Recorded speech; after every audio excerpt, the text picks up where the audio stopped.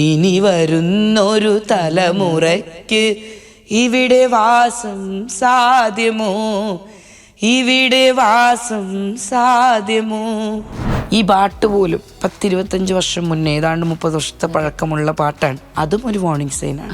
നോക്കു തോൽക്കും കാലം വരും വരെ പാട്ടു തോൽക്കില്ലടോ, എൻ്റെ പാട്ടു തോൽക്കില്ലടോ. ഈ ശബ്ദം എടുക്കുമ്പോൾ തന്നെയും മനസ്സിൻ്റെ ഉള്ളിലെ ഇപ്പോഴും പൂർത്തീകരിക്കാത്തൊരാഗ്രഹം ഡോക്യുമെന്ററി ഫിലിം മേക്കർ എന്നുള്ളതാണ്.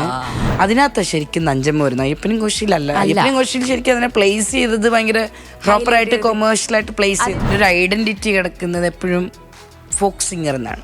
ഞാൻ സിനിമയിലാകെ ഒരു ഫോക്ക് സോങ്ങേ പാടിയിട്ടുണ്ട്, ഉറുമില.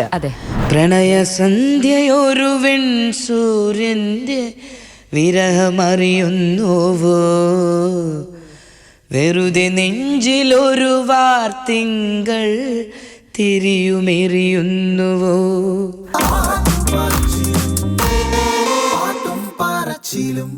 നമുക്കറിയാത്ത വഴികളിലൂടെ സഞ്ചരിക്കാൻ പേടിയാണ് അല്ലേ. അപരിചിതമായ വഴികളിലൂടെ പോകുന്ന സമയത്ത് നമ്മൾ കുറച്ചുകൂടെ കോഷ്യസ് ആയിരിക്കണം എന്നൊക്കെ പറയും. പക്ഷേ when it comes to music, അപരിചിതമായ വഴികളിലൂടെ ധൈര്യത്തോടെ ഇഷ്ടത്തോടെ നടന്നു പോകുന്ന, തുറന്ന നിലപാടുകളുള്ള, തുറന്ന ശബ്ദമുള്ള ഒരു ഗസ്റ്റാണ് നമ്മുടെ കൂടെ ഇന്ന് പാട്ടും പറച്ചിൽ ജോയിൻ ചെയ്യുന്നത്. Rashmi Satheesh, welcome. Thank you. ചില കാര്യങ്ങൾ നമ്മളിങ്ങനെ അന്വേഷിക്കുന്നതോറും നമുക്ക് ആഴം കൂടുതലാണെന്ന് മനസ്സിലാവുന്ന പറയുന്ന മാതിരിയാണ്.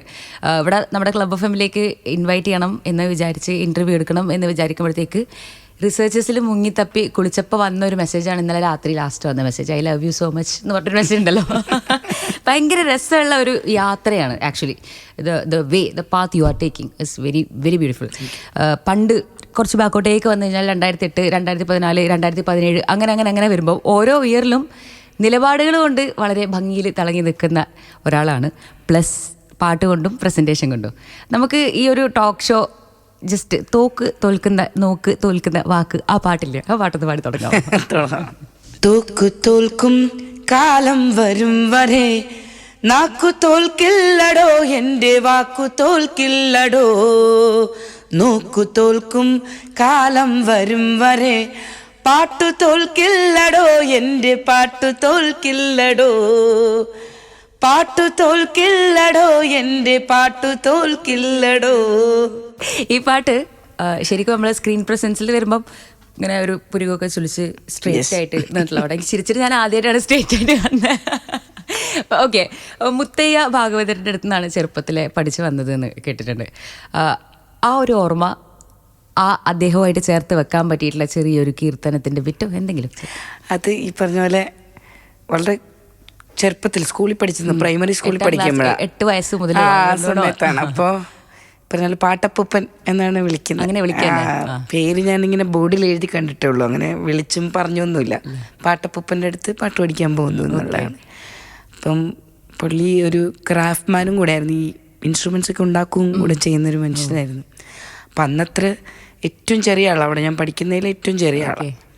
അപ്പോൾ എനിക്ക് ഈ പറഞ്ഞ പോലെ ഞാൻ എല്ലാവരുടെ ക്ലാസ്സിലും സൈഡിലിരിക്കും.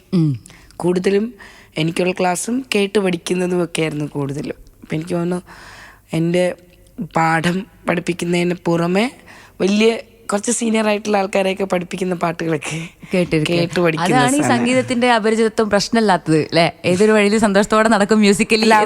അത് ശരിക്കും പറഞ്ഞാൽ ആ ഗുരുക്കന്മാരുടെ ക്വാളിറ്റിയും കൂടെയാണ്. അവരത് അനുവദിക്കുന്ന ഗുരുക്കന്മാരായിരിക്കണം, അല്ലാതെ നമ്മൾ ശ്വാസം മുട്ടിക്കുന്ന ഗുരുക്കന്മാരായിരിക്കാൻ പറ്റുന്നത്. ഞാനിങ്ങനെ ആലോചിച്ച് നോക്കിയിട്ടുണ്ട്.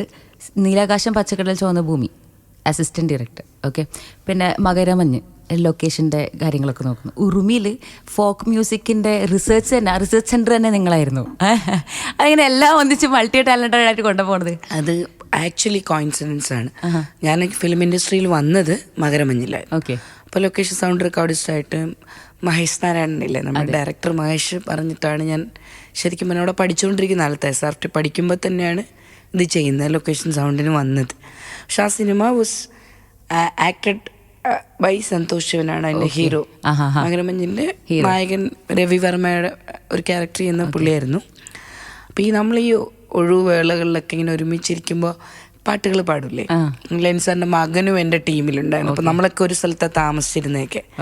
അപ്പോൾ ഞങ്ങളിങ്ങനെ വൈകുന്നേരങ്ങളിലൊക്കെ ഇരിക്കുമ്പോൾ വെറുതെ പാട്ടുകൾ പാടുന്ന കൂട്ടത്തിൽ ഞാൻ പഠിച്ചിരുന്നപ്പോൾ കളക്ട് ചെയ്ത വയനാട്ടിൽ നിന്ന് കളക്ട് ചെയ്ത പാട്ടാണ് ഉറുമിയിലെ ഞാൻ തന്നെ പാടിയ അപ്പാ നമ്മുടെ എന്ന് പറഞ്ഞ മറ്റേ പാട്ടല്ല, വിദ്യാബാലൻ്റെ പാട്ട് ശരിക്കും എഴുതിയതാണ്. അതെ, ഇത് ശരിക്കും പണ്ട് മുതലേ അവിടെ നിന്ന് നമ്മൾ കൂട്ടുകാർ കളക്ട് ചെയ്ത് പാട്ട് പാടുന്ന പാട്ടായിരുന്നു. നമ്മുടെ പാലവും ഒക്കെ പോലെ അല്ലേ? അതുപോലെ. അത് പക്ഷെ എഴുതിയതാണ്, ഇത് എഴുതിയതല്ല, എനിക്ക് വാമൊഴിയായിട്ട് തന്നെ വരുന്നതാണെന്നാണ് എൻ്റെ ഒരു അറിവ്. അപ്പോൾ അത് ആ പാട്ട് വല്ലാണ്ട് പുള്ളിക്ക് ഭയങ്കര ഇഷ്ടമായി, സന്തോഷേട്ടന് ഭയങ്കര ഇഷ്ടമായി. അങ്ങനെയാണ് ശരിക്കും പറഞ്ഞാൽ പിന്നെ എന്നോട് സംസാരിക്കുന്നതും എന്താണ് ഇപ്പം ഫോക്ക് മ്യൂസിക് അല്ലെങ്കിൽ ഞാൻ കളക്ട് ചെയ്ത പാട്ടുകൾ എങ്ങനത്തെയൊക്കെയാണ്. അപ്പം പുള്ളി ഉറുമിയുടെ കോണ്ടെക്സ്റ്റ് പറയുന്നത് അപ്പോഴാണ് ഞാനിങ്ങനെ ഒരു പടം ചെയ്യാൻ പ്ലാൻ ഉണ്ട്, ഈ പറഞ്ഞ പോലെ ഇങ്ങനെ കുറേ പാട്ടുകളുടെ റിസർച്ചും അങ്ങനെ വന്നതാണ് എനിക്ക്. ശരിക്കും പറഞ്ഞു കഴിഞ്ഞാൽ എന്നെ വേറൊരു തരത്തിൽ എന്നെ പ്ലേ ബാക്ക് സിംഗറായിട്ട് ആദ്യം പുറത്ത് വന്നൊരു പാട്ട് കൊണ്ടുവരാൻ കാരണവും സന്തോഷമാണ്. ഞാൻ ആലോചിച്ച് നോക്കുമ്പം ഈ പറഞ്ഞ ഇൻഡിപെൻഡൻറ്റ് മ്യൂസിക് സീൻസിൽ നിങ്ങൾ കാര്യമായിട്ട് തന്നെ ആക്റ്റീവാണ്. ഓൾസോ പാട്ട് പാടാനും എല്ലാം ഉണ്ട്. പക്ഷേ ഫസ്റ്റ് കരിയറിൻ്റെ സ്റ്റാർട്ടിങ് അല്ലെങ്കിൽ സിനിമയിലേക്ക് ആലോചിക്കുമ്പോഴത്തേക്ക് ഇങ്ങനെയാണ് കാണുന്നത്. അതെ അതെ. സോ ഞാൻ ഇങ്ങനെ എങ്ങനെയാണ് എല്ലാ ഏരിയാസിലേക്കും എത്തിപ്പെട്ടത് എന്നുള്ളത് പോലെ ലൊക്കേഷൻ നോക്കുന്നത്. അത് പഠിച്ചുകൊണ്ടിരുന്ന കാലത്ത് അത് ചെയ്യാൻ വന്നത്. അൾട്ടിമേറ്റ് എയിം അത് ശരിക്കും പറഞ്ഞാൽ പഠിക്കുമ്പോൾ എനിക്ക് SRFT പോകുമ്പം എൻ്റെ ഒരു വിചാരം, ഈ ശബ്ദം എടുക്കുമ്പോൾ തന്നെയും മനസ്സിൻ്റെ ഉള്ളിൽ ഇപ്പോഴും പൂർത്തീകരിക്കാത്തൊരാഗ്രഹം ഡോക്യുമെൻ്ററി ഫിലിം മേക്കർ എന്നുള്ളതാണ്.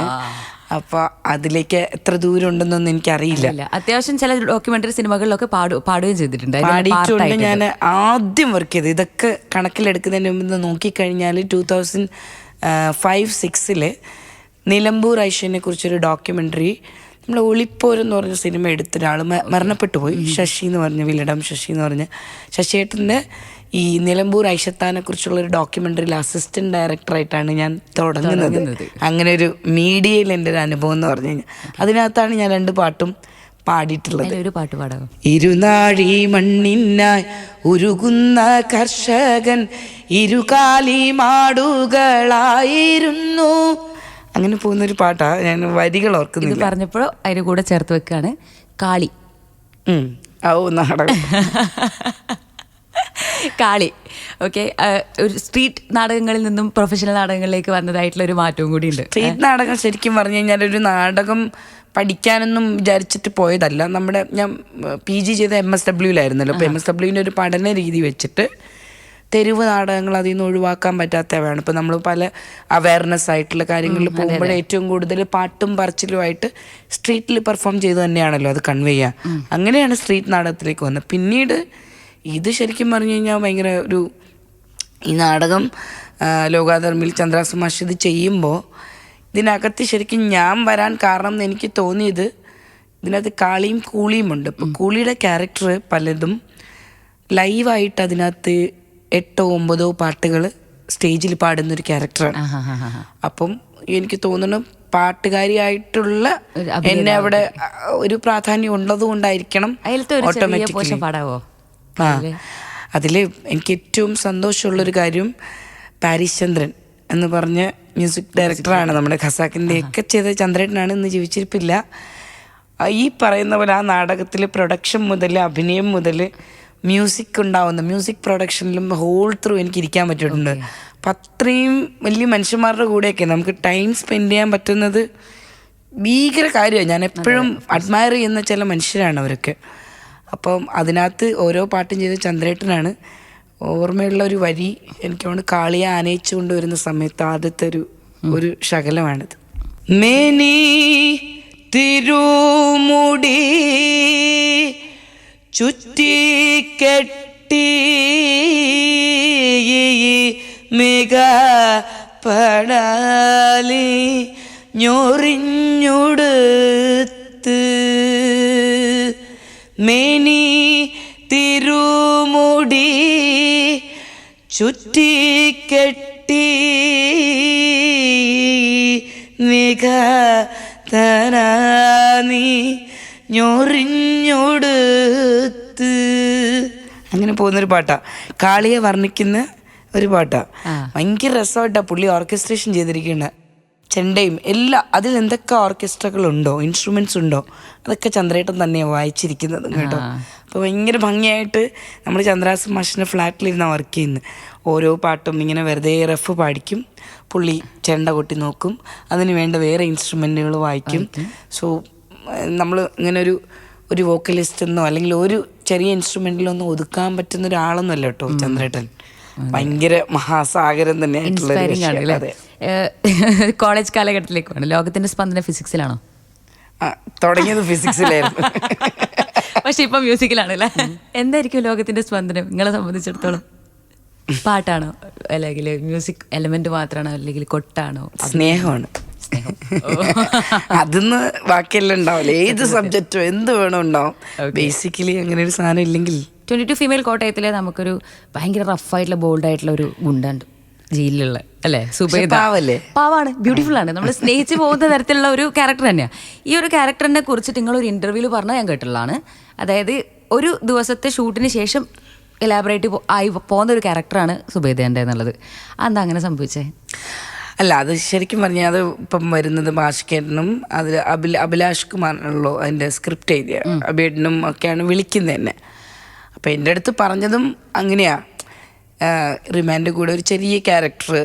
അപ്പം ഞാൻ ഇതുവരെ അഭിനയിച്ചിട്ടില്ല.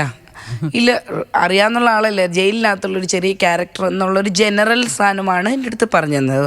വന്നാൽ മതി, ഓക്കെ ആവും. അതായത് എന്നെ ഒട്ടും പേടിപ്പിച്ചില്ല ആക്ച്വലി.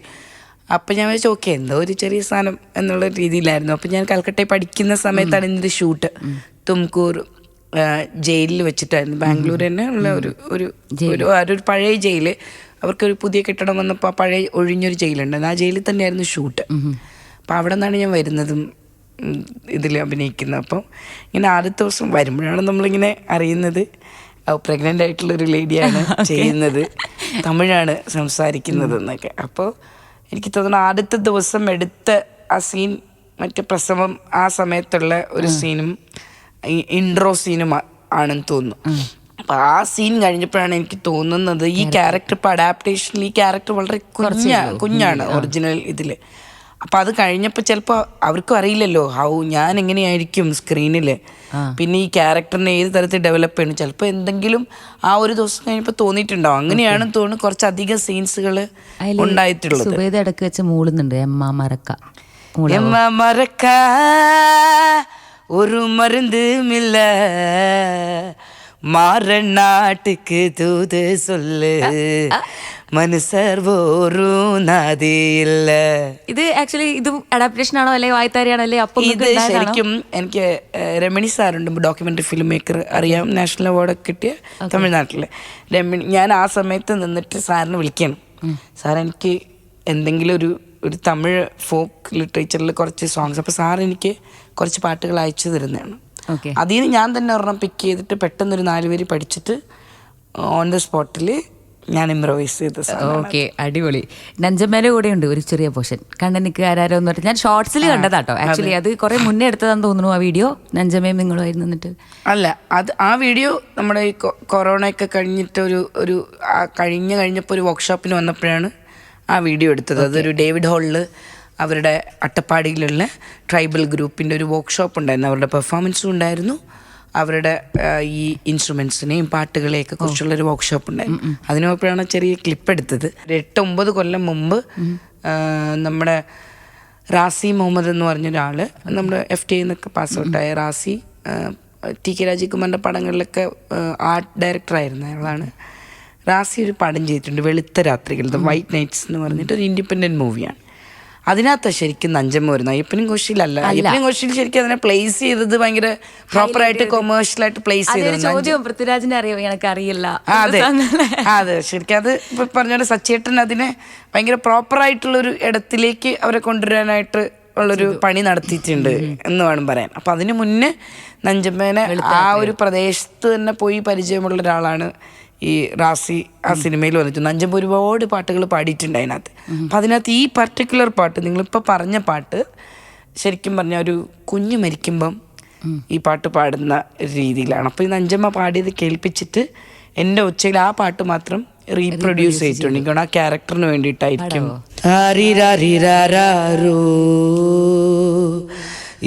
കണ്ണനുക്ക്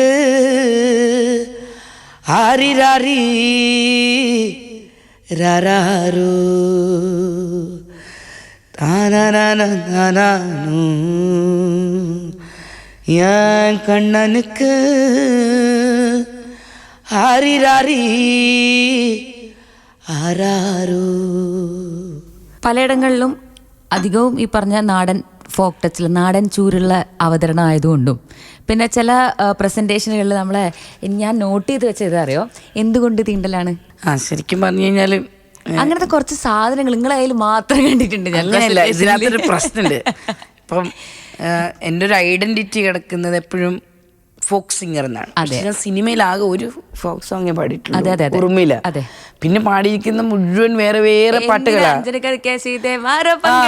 അത് മാത്രല്ല ഇപ്പം ഈ ചാപ്പാക്കുറിശി പാടിയിരിക്കുന്ന പാട്ട്, പിന്നെ ബാച്ചിലർ പാട്ടിലെ കപ്പ കപ്പ, അയലത്തെ വീട്ടിലെ, ഇതെല്ലാം വേറെ. കുരുതിയില് ഇപ്പം ലാസ്റ്റ് ഇപ്പം നമ്മുടെ കൊത്താരാജയില് ആ പാട്ടില്ലേ, മറ്റേ ഡബ്സിയൊക്കെ പാടും, അതിന്റെ ഇടയില് ദൂരിപ്പെട്ടവില്ലേ ആ പോർഷൻ ഞാനാ പാടും. അപ്പൊ ഞാൻ പാടിയിരിക്കുന്ന പാട്ടുകൾ വെച്ച് നോക്കുമ്പോൾ ഞാൻ ഫോക്ക് വളരെ ചുരുക്കമാണ്. സിനിമയിലെ ഒന്നോ അല്ലെങ്കിൽ ചിലപ്പോൾ 2 ഒറ്റ പാടിയിട്ടുണ്ടാവും. പക്ഷേ എനിക്ക് തോന്നുന്നത് ഞാൻ ഇൻഡിപെൻഡൻ്റ്ലി പെർഫോം ചെയ്യുമ്പോൾ ഫോക്ക് സോങ്സ് മാത്രമല്ല, ഇത്തരം പാട്ടുകളെന്ന് പറഞ്ഞു കഴിഞ്ഞാൽ വേറെ തരത്തിൽ എപ്പോഴും മനുഷ്യൻ്റെ ഇടയിൽ എങ്ങനെയെങ്കിലും സംവദിച്ചു കൊണ്ടിരിക്കണം, അല്ലെങ്കിൽ അവിടെ നിന്നാണ് എനിക്ക് ഊർജ്ജം കിട്ടണമെന്ന് എനിക്ക് തോന്നിയിട്ടുണ്ട്. അപ്പോൾ തിരിച്ച് നമ്മൾ അങ്ങോട്ട് പറയുമ്പോഴും അത്തരത്തിലുള്ള സംഭാഷണങ്ങളാണല്ലോ വേണ്ടത്. അത് പാട്ടിൽ കൂടെ ആയാലും പറച്ചിൽ കൂടെ ആയാലും പെരുമാറ്റത്തിൽ കൂടെ ആയാലും ഒക്കെ. അപ്പം എനിക്ക് തോന്നിയിട്ടുള്ള അങ്ങനത്തെ പാട്ടുകൾ ചൂസ് ചെയ്യുമ്പോൾ ഈ നിരന്തരം നമ്മൾ ഒരു കാര്യം ചിലപ്പോൾ ഒരു തവണയല്ല പറയാണ്ടി വരും, ചിലപ്പോൾ ജീവിതകാലം മുഴുവൻ പറയുമ്പോഴായിരിക്കും കുറച്ച് മനുഷ്യരിലേക്കൊക്കെ എത്തുക. അപ്പം അത് നമ്മുടെ ഒരു ചോയ്സാണ്, നമ്മൾ എന്ത് സംസാരിക്കണം എന്നുള്ളത്.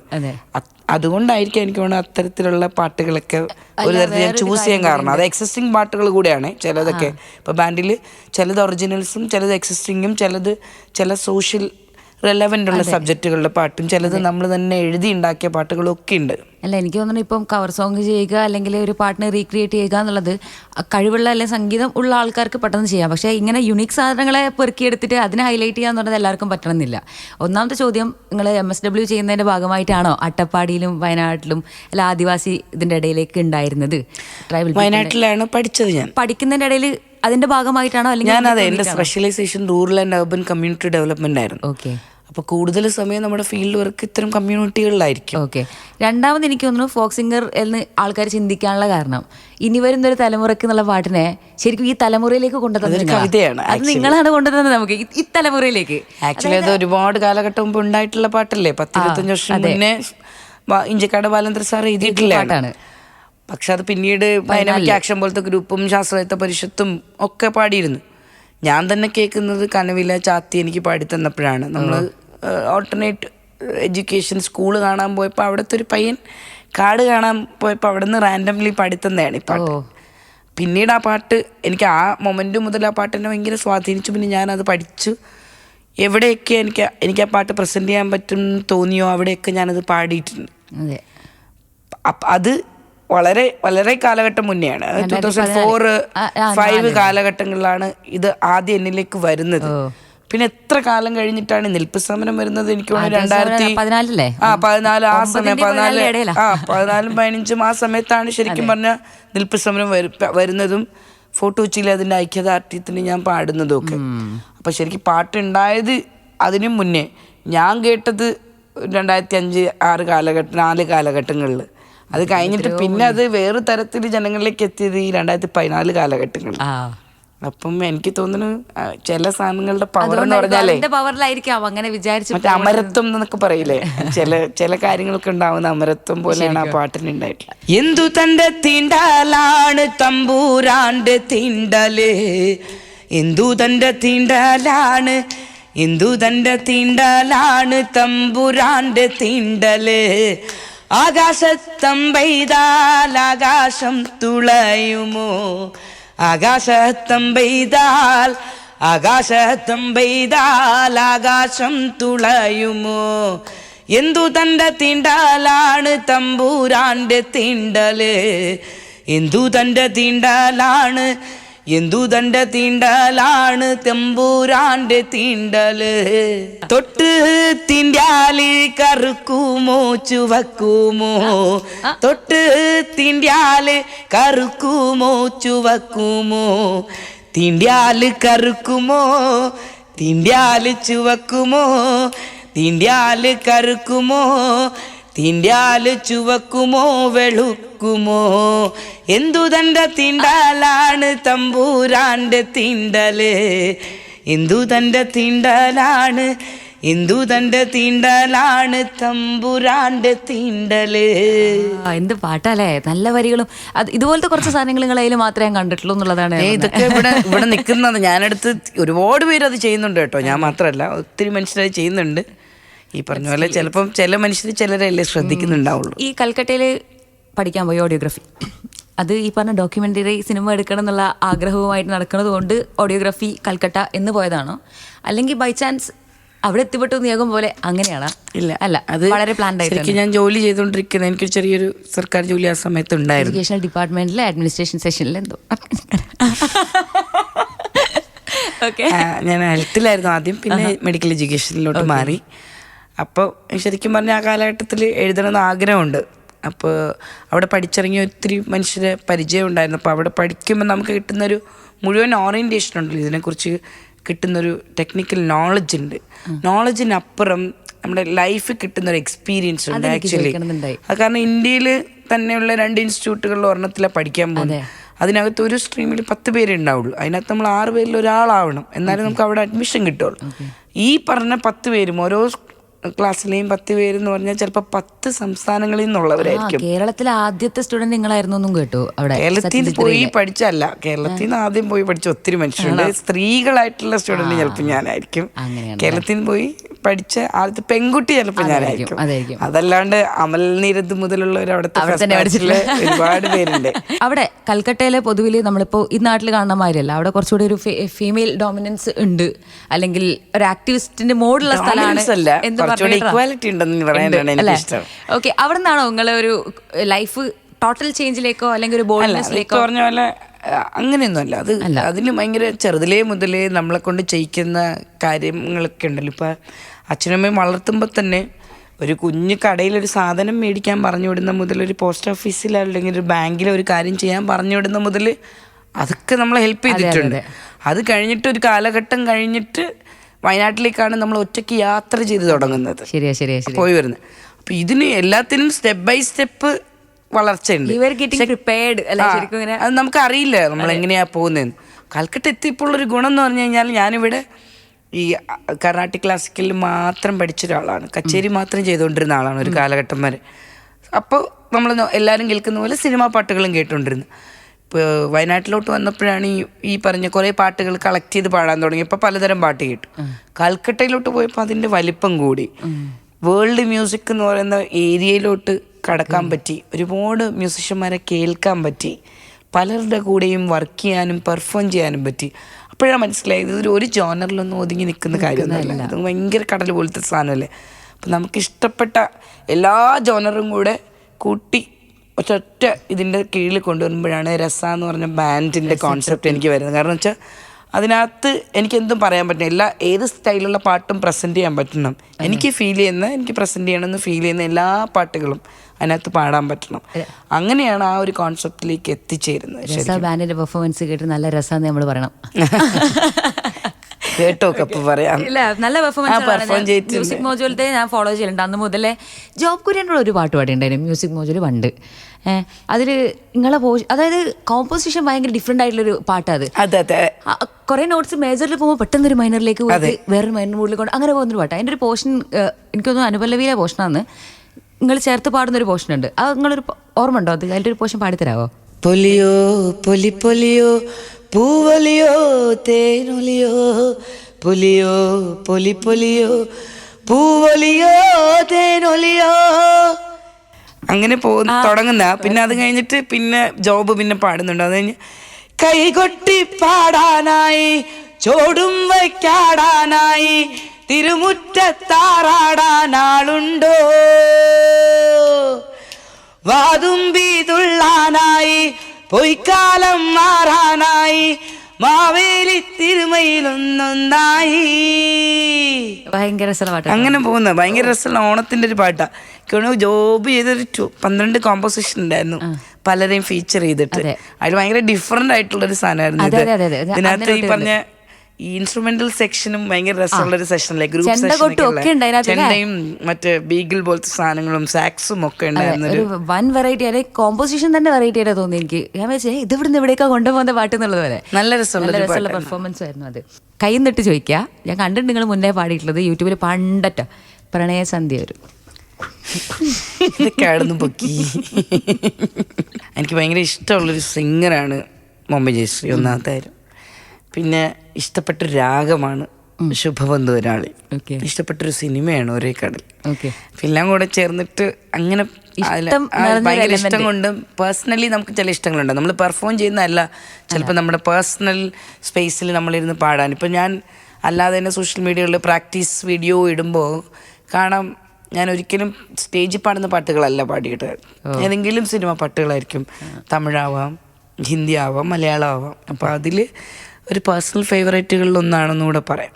പ്രണയസന്ധ്യയൊരു വെൺ സൂര്യൻ്റെ വിരഹമറിയുന്നുവോ, വെറുതെ നെഞ്ചിലൊരു വാർത്തിങ്കൾ തിരിയുമെറിയുന്നുവോ, പുലർനിലാവിൻ്റെ യമുനയിൽ ചന്ദ്രകാന്തമലിയുന്നുവോ, കനവിലായിരം കനകമേഘം കടൽ വരയ്ക്കുന്നു, പ്രണയസന്ധ്യയൊരുവൻ സൂര്യൻ്റെ വിരഹമറിയുന്നു, വെറുതെ നെഞ്ചിലൊരു വാർത്തിങ്കൾ തിരിയുമെറിയുന്നു. നിങ്ങൾ എനിക്ക് ഏറ്റവും ഇഷ്ടപ്പെട്ടൊരു ഘടകം എന്താ അറിയാം, എല്ലാം രശ്മി സതീഷ് ആയിട്ട് തന്നെയാണ് ഉണ്ടാവുക. അതായത് ഏത് പാട്ടാണെങ്കിലും when you start singing it everything പെട്ടെന്ന് നിങ്ങളിലേക്ക് മാറി. അത് ഭയങ്കര രസമുള്ളൊരു സംഭവമാണ്. ചിലർക്കുള്ള പരാതിയും അതാണ്, ഞാൻ എൻ്റെ രീതിയിൽ പാട്ടിനെ മാറ്റിക്കളയുന്നു. പക്ഷെ എനിക്ക് എൻ്റെ രീതിയിലല്ല പാടാനാവൂല. 12th Hour സോങ് എന്നുള്ള പേരിലേക്ക് എത്തിപ്പെടാനും ഈ പറഞ്ഞ തലമുറകൾക്ക് വേണ്ടിയിട്ടുള്ള പാട്ടുകളിലേക്ക് എത്തിപ്പെടാനും, അത് ശരിക്കും MSW കഴിയുന്ന സമയത്ത് ഇനി വരുന്ന തലമുറയ്ക്ക് അപ്പം ഞാൻ പാടിത്തുടങ്ങി. ചാത്തി പാടിത്തന്നിട്ട് പ്ലാറ്റിമയുടെ കൊക്കക്കോള ഫാക്ടറി സമരത്തിൻ്റെ 1000 ദിവസത്തിൽ മേധാ പട്കർ വരുമ്പോൾ ഉണ്ടാകുന്നൊരു മനുഷ്യച്ചങ്ങല ഉണ്ടായിരുന്നു. അപ്പോൾ അത് തുടങ്ങാനായിട്ട് റാൻഡംലി ഒരു പാട്ട് പാടി തുടങ്ങാൻ ഇങ്ങനെ റാൻഡംലി പറയുകയാണ്. അങ്ങനെ പെട്ടെന്ന് നമ്മളൊരു റോളിലേക്ക് നിക്ഷിപ്തമാവുക, നമ്മളൊരു റെസ്പോൺസിബിലിറ്റിയിലേക്ക്. അങ്ങനെ ആ പാട്ട് പാടിയിട്ടാണ് ആ സമരം തുടങ്ങുന്നത്. 12th Hour സോങ് എന്ന് പേരിടാൻ അതാ. അപ്പം അത് പിന്നീട് ഈ പറഞ്ഞ പോലെ അതിനെ വിഷ്വലൈസ് ചെയ്യാൻ വേണ്ടിയിട്ട്, അതൊരു ഭയങ്കര വിഷ്വലൈസേഷനൊന്നും അല്ല, എന്നെക്കൊണ്ടാവുന്ന തരത്തിൽ എനിക്ക് ആ മീഡിയവും പരിചയമില്ല, കൂട്ടുകാരുടെയൊക്കെ സഹായം കൊണ്ട് നമ്മൾ ചെയ്ത കുറച്ച് ഇപ്പോൾ ടെലിവിഷനുകളിൽ നിന്നൊക്കെ കുറച്ച് സ്റ്റോക്ക് വിഷ്വൽസും അല്ലാത്ത കുറച്ച് സാധനങ്ങൾ നമ്മൾ പോയി ഷൂട്ട് ചെയ്തിട്ടൊക്കെയുള്ള ഒരു ഡോക്യുമെൻറ്റിങ് വീഡിയോ പോലെയാണ് ആ പാട്ടിന് ആ വീഡിയോ ചെയ്തിരിക്കുന്നത്. PN ഗോപികൃഷ്ണനാണ് 12th Hour സോങ് എന്നുള്ളൊരു പേര് സജസ്റ്റ് ചെയ്തത്. കാരണം 12ാം മണിക്കൂറിലെ പാട്ട്, 12ാം മണിക്കൂറിൽ ഒരു വാർണിംഗ് സൈനാണ് ഏറ്റവും ഒടുവിൽ കിട്ടുന്നത്. അപ്പം ദാറ്റ് ഈസ് എ വാർണിംഗ്. ഇന്നിപ്പോൾ ഞാനിവിടെ സംസാരിക്കുമ്പോൾ കഴിഞ്ഞ ദിവസങ്ങളിൽ നടന്ന കുറേ സംഭവങ്ങൾ, നമ്മൾ ഒരിക്കലും സമാനതകളില്ലാത്തൊരു പ്രകൃതി ദുരന്തത്തിലൂടെ നമ്മൾ കടന്നു പോയിക്കൊണ്ടിരിക്കുമ്പോൾ നമുക്ക് ഭയങ്കര കൃത്യമായിട്ട് ഈ വാക്കുകളൊക്കെ ഓർമ്മ വരും. അതായത് പലതരത്തിലുള്ള വാർണിംഗ് നമുക്ക് പല സമയത്തും കിട്ടിയിട്ടുണ്ട്, ഒരുപാടുണ്ട്. ഇപ്പം ഈ പറഞ്ഞ പോലെ ആൾക്കാരൊരു പരസ്യത്തിന് വേണ്ടി പറയുന്ന ഒരു കാരണമായിട്ടല്ല ഞാൻ പറഞ്ഞത്, എന്നാൽ പോലും ജെന്യുവൻ ആയിട്ടുള്ള വാർണിങ്സ് പല കാലഘട്ടങ്ങളിൽ നമുക്ക് കിട്ടിയിട്ടുണ്ട്. അപ്പോൾ ഈ പാട്ട് ശരിക്കും പറഞ്ഞാൽ ഈ പാട്ടിൻ്റെ വരികളും അങ്ങനെയല്ലേ. ഇതിനകത്ത് ഇലകൾ മൂളിയ മർമരം, കിളികൾ പാടിയ പാട്ടുകൾ ഒക്കയങ്ങു നിലച്ചു കേൾപ്പത് പൃഥ്വി തന്നുടെ നിലവിളി, നിറങ്ങൾ മായും ഭൂതലം വസന്തമിങ്ങു വരാത്തിടം, നാളെ നമ്മുടെ ഭൂമിയോ മഞ്ഞു മൂടിയ പാഴ്നിലം, ഇനി വരുന്നൊരു തലമുറയ്ക്ക് ഇവിടെ വാസം സാധ്യമോ, ഇവിടെ വാസം സാധ്യമോ. ഈ 2 ദിവസങ്ങളായിട്ട് ഈ വരികളുണ്ടല്ലോ, വെറുതെ ഇങ്ങനെ ആലോചിക്കുമോ, നമ്മളിങ്ങനെ പാടുമ്പോൾ ഒരുപാട് പാട്ടുകളൊക്കെ പാടുമല്ലോ, ചില പാട്ടുകളും ചില വരികളൊക്കെ നമുക്കിങ്ങനെ മൊമെൻ്ററി ആയിട്ട് നമ്മുടെ ലൈഫുമായിട്ട് റിലേറ്റ് ചെയ്ത് പല സന്ദർഭങ്ങളിൽ വരും. ഈ വരികൾ, ഈ 4 വരികൾ ഇങ്ങനെ തലയിൽ കിടന്ന് ഇങ്ങനെ അടിക്കുകയാണ്. ആക്ച്വലി ഓരോ വിഷ്വൽ കാണുമ്പോഴും അവിടെ നടക്കുന്ന കാര്യങ്ങളൊക്കെ കാണുമ്പോഴും ഒക്കെ ഭയങ്കരമായിട്ട് ഇമോഷണൽ ആവുന്ന സാധനമാണ്. അപ്പം ഞാൻ പറഞ്ഞത് ഈ പാട്ട് പോലും 10-25 വർഷം മുന്നേ, ഏതാണ്ട് 30 വർഷത്തെ പഴക്കമുള്ള പാട്ടാണ്.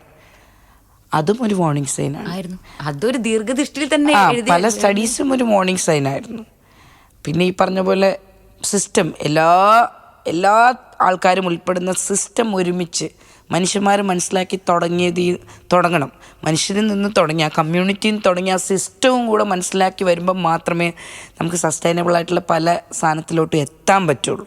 അപ്പോൾ എനിക്കുകൊണ്ട് എന്തുകൊണ്ടും അതുകൊണ്ടാണ് 12th Hour സോങ് എന്ന ആ പാട്ടിന് ഇട്ടത്. ഇപ്പോഴും റെലവൻ്റ് ആണെന്ന് എനിക്ക് തോന്നുന്നുണ്ട്.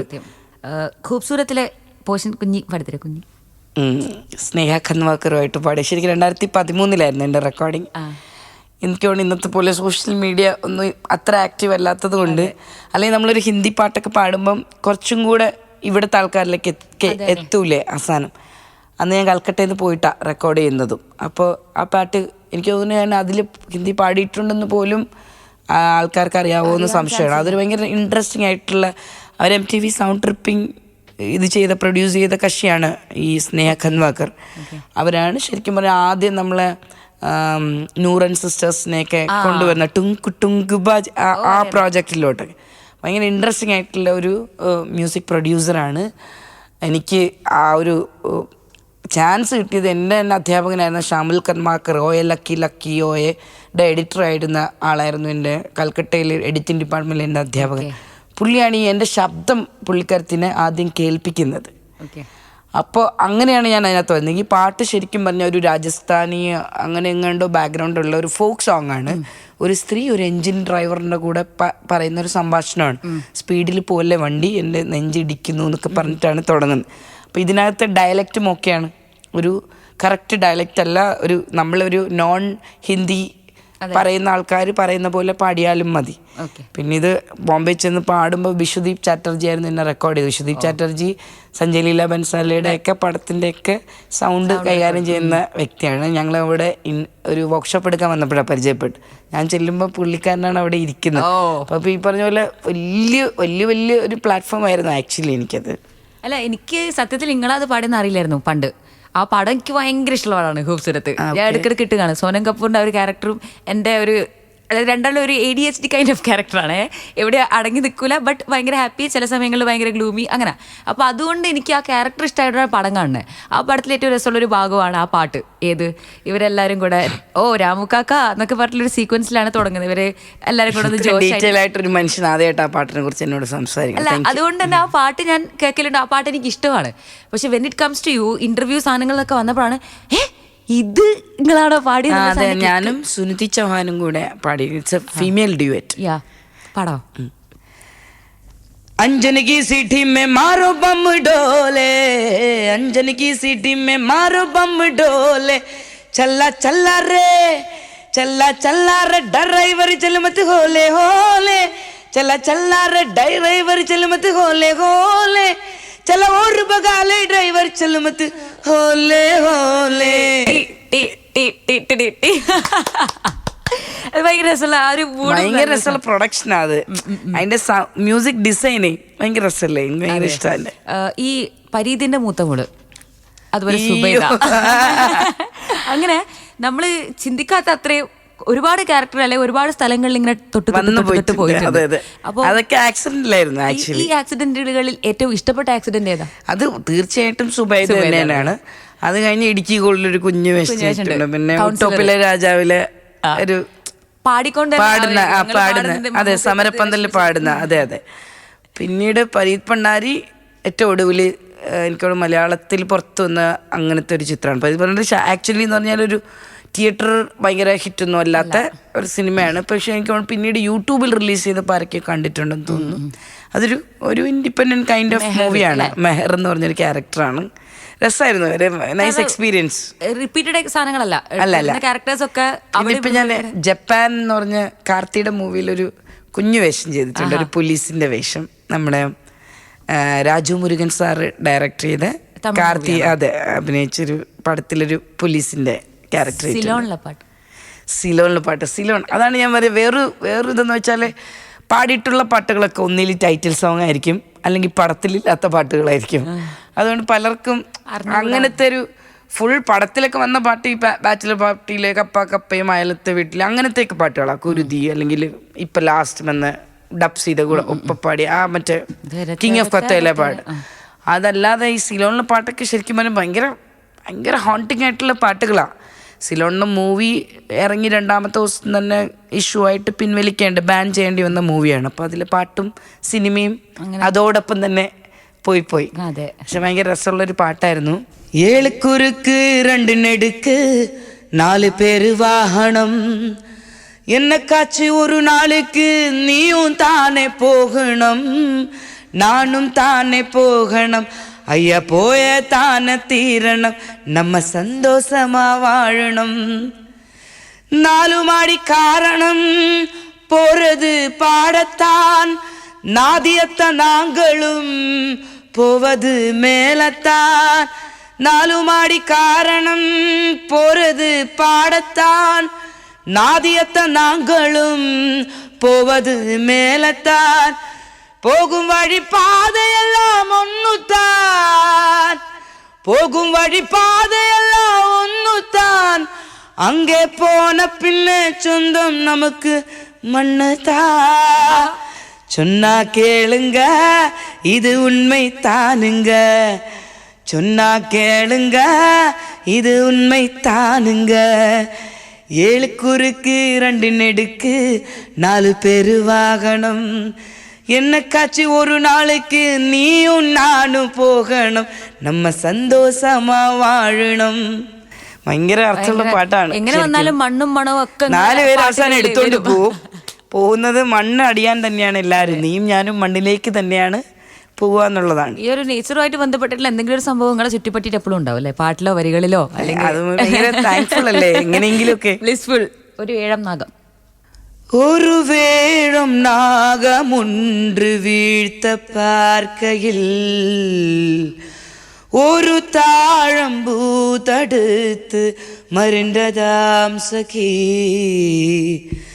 இந்த வேழம் நோக்கிட இங்கு தாலை நோக்கிட ஒரு மௌன காவியம் பிறக்க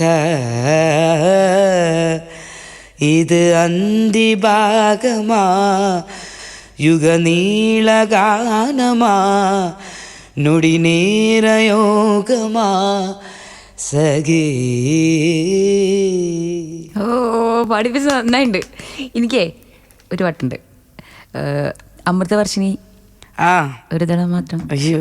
കൂടുകൾക്കുള്ളിൽ കുറുകിയിരിക്കുന്നു മോഹങ്ങൾ പറയാതെ കൊക്കിൽ ഒതുക്കിയതെല്ലാം വിരലിൻ്റെ തുമ്പിൽ തുടിച്ചു നിന്നു പറയാതെ കൊക്കിൽ ഒതുക്കിയതെല്ലാം വിരലിൻ്റെ തുമ്പിൽ തുടിച്ചു നിന്നു ഒരു തലം മാത്രം വിടർന്നൊരു ചെമ്പനീർ മുകുളമായി നീ എൻ്റെ മുന്നിൽ നിന്നു തരള കാപോലങ്ങൾ നുള്ളി നോവിക്കാതെ തഴുകാതെ ഞാൻ നോക്കി നിന്നു ഒരു തലം മാത്രം വിടർന്നൊരു ചെമ്പനീർ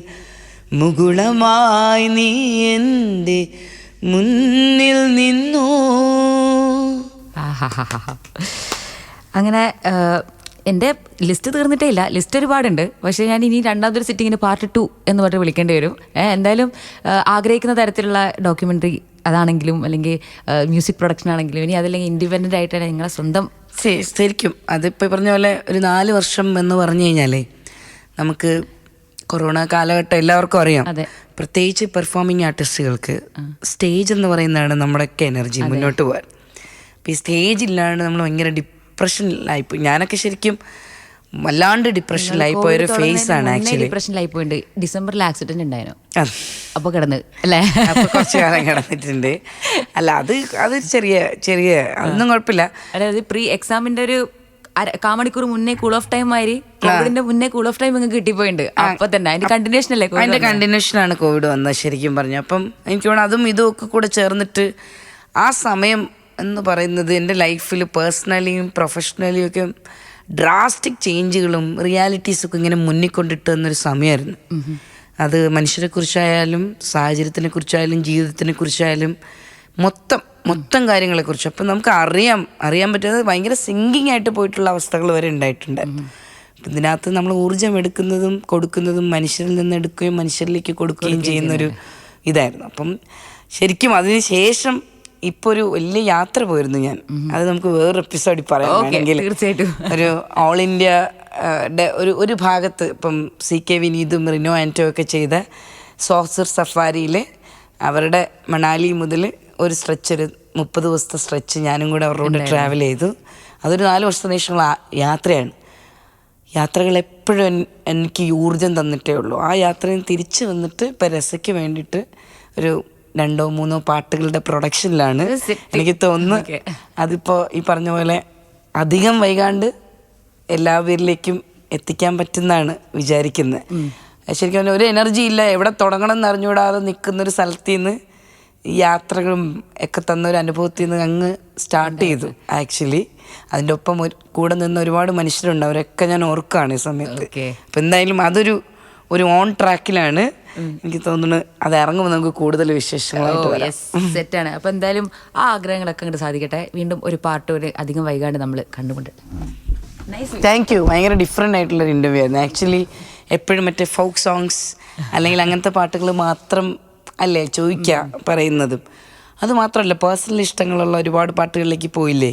ഇപ്പോൾ ഒരു തലം മാത്രമായാലും വേഴൊന്നാകുമ്പോൾ ശരിക്കും എല്ലാ മനുഷ്യർക്കും അവരവരുടെ ഇഷ്ടങ്ങളും ഉണ്ടാവും.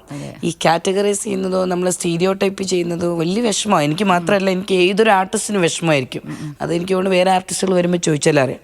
അപ്പം അത്തരം ഭയങ്കര ഡിഫറെൻ്റ് ആയിട്ടുള്ള ഒരു ഇൻ്റർവ്യൂവിലും പോവാത്ത വേറൊരു തരം ക്രോണോളജിക്കൽ ഓർഡറും വേറെ തരത്തിലോട്ടൊക്കെ ഉള്ള യാത്രയൊക്കെ ഉണ്ടായിരുന്നു ഇതിനകത്ത്. എനിക്ക് തന്നെ പല കാര്യങ്ങൾ ഓർക്കാൻ പറ്റി actually. So thank you so much.